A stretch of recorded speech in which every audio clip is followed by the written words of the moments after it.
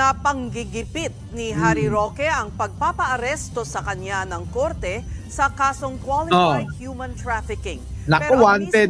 Wanted! Harry Roque! Ayan na. Ito ho yung mga magkakatropa, mga kababayan eh. Paano kung si Roque naman ang tumawag sa akin? Okay lang ba sa inyo? At mangangako siya. Ha? Mangangako siya na sabihin na, babaliktad na ako, Boss Mike. Pakisabi naman. Tapos sabihin mo, ikakanta ko na silang lahat. Paano? Papayag kaya kayo noon na kondisyon? Ha? Papayag kayo? No, Boss Mike. Not a chance talaga. Nako. Ha? Strong. No! Ayan na. Huwag kang babalik, Maharlika! Ayan. Oy, hit. Nanonood ho ngayon. Kung ako sa inyo, sige, sabihin nyo na lahat yung mga gusto nyo sabihin sa kanya habang nanonood pa siya.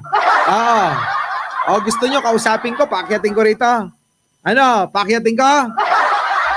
Sagot! Sabihin ko, umakyat dito, mag-explain ka. Okay lang sa inyo? No way daw, no way. Ayaw nila. Sorry. Sorry Maharlika, ayaw nila. Bawal ka rito sa channel ko. Ito na lang.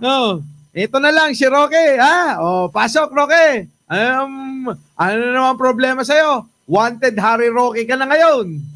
Tinawag na panggigipit ni Harry Roque ang pagpapaaresto sa kanya ng korte sa kasong qualified human trafficking. Pero mismong kaalyado niya na si Salvador Panelo hindi naniniwala at pinayuhan siyang umuwi sa bansa para harapin ang kaso.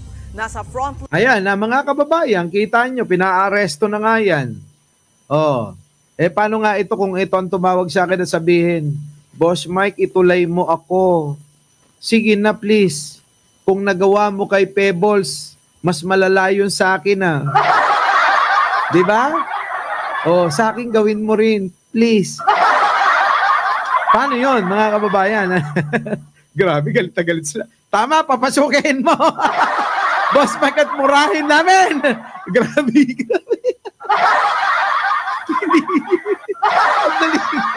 Okay lang ba? Sa chat ko, wait lang sa chat ko.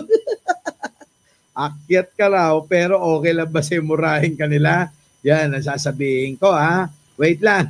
Sabi nyo masunurin ako mga kababayan Ito na. Akyat ka raw.